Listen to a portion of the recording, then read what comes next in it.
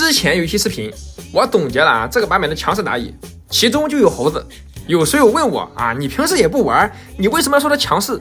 这个英雄我不但玩的不多，甚至一般很少遇到。但是我上个赛季打峡谷之巅，前面没有人玩，一到不灭这个分段猴子出场率老高了，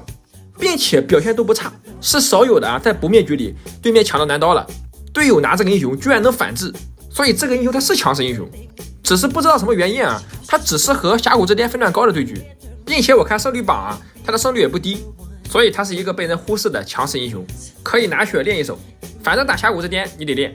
因为峡谷的话强势打野办的太多了，排位你还能选个瑞文选个男刀，峡谷之巅一般选不到，所以这个时候你会一手猴子，这就是你最大的优势。首先这个符文带枪位，带先攻的猴子都是虐菜的，你打低分段可以带，但是同分段下香文是最好用的，不管是打一套拉开还是后续追人都是非常好用的，能够极大的提高猴子的上限。小符文残暴致命击，小吸血，最后带个过度生长，装备就吸血鞋3项加焚天，然后15大穿甲，最后出一个双生。这个版本的话，除了纯粹的刺客，一般的战士都没有多复活甲的了。而且猴子这个英雄拉扯空间比较大，打团先手隐身敲一棍子，然后再拉回来，这样你的双生就触发了。猴子改版之后的连招很简单，甚至有一点固定，以前还需要一技能 A 一下然后再 Q， 现在直接对吧 W 隐身蹦过去1Q 就行了，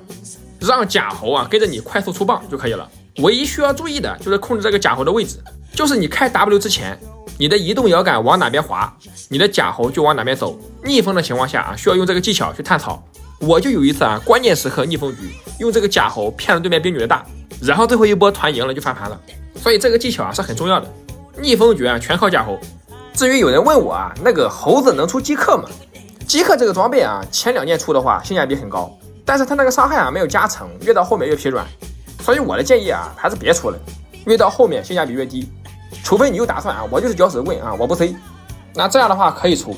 但是如果你只单纯的觉得饥客的被动好看，那这就很刁钻了。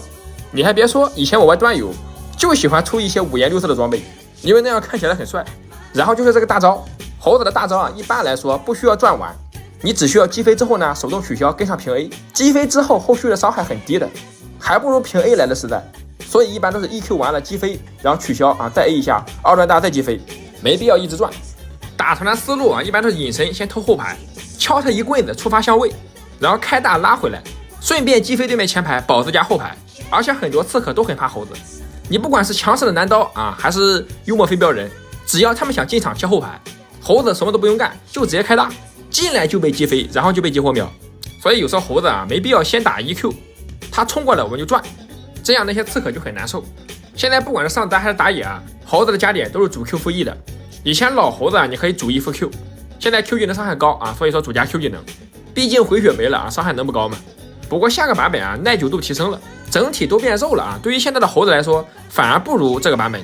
你要是老猴子的话应该挺适合的。为什么猴子改版呀？就是伤害一出了，很多能回血的英雄你没有机会回血，上来就被秒了，你回什么血？所以猴子也相对的改成了一个爆发英雄。但是后面这个耐久度一调整猴子的话估计又会变弱。但这个赛季冲分的话尤其是打峡谷玩打野位这个英雄你还是得练，反正会的英雄多你肯定不吃亏。当绝活哥太惨了对吧？你有皮肤的时候很强，等卖完皮肤了给你砍烂。所以多练一些英雄，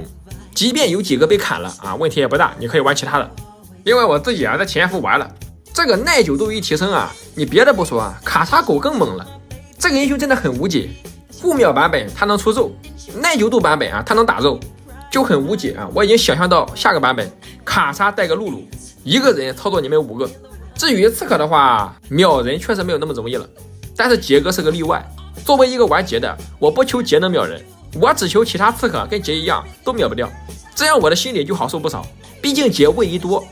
上限更高，一套打不死我可以打2套，其他刺客只有1套，这样一比杰在刺客里面是站起来了。当然我说的是刺客里刺客里站起来了。然后法师的话还是一如既往的一坨，虽然这个版本也是一坨，现在法师基本上都是跟着打野的，算是打野的助手，想当法和就别想了。所以中单的思路得转变，不要那么自私的想着自己发育自己 C， 一定要优先支援打野。至于上单的话，收益最高的还是本身肉有回血同时伤害还高的，像诺手狗熊还有剑魔。这个版本有点脆，打瑞文和剑姬这种强势的很有可能还没启动呢就被秒了。但是更完耐久度之后，你就可以裸鞋的跟他们打了。说实话，这波耐久度更新不平衡的地方太多了，因为你每个英雄加的都不一样，所以很难控制。其实最主要的原因就是鞋子，自从鞋子改版之后，这个平衡就变得很单一，英雄强不强就看能不能打得动对面双抗鞋，所以就加数值减数值，加数值减数值，就从来不从机制上下手，就只会从数值方面来加强英雄，然后膨胀过头了，加耐久度，后面肯定又得一个个的加数值，比端游的设计师还会混工资。这个鞋子的改动真的很失败，就照着端游来呗，魔抗鞋给魔抗给韧性，但是不给免伤，护甲鞋给护甲，然后给免伤，非得研究个吸血鞋穿甲鞋，隔壁都没有这种鞋子，可以跟端游有一点不同，但是你不能脱离端游的体系。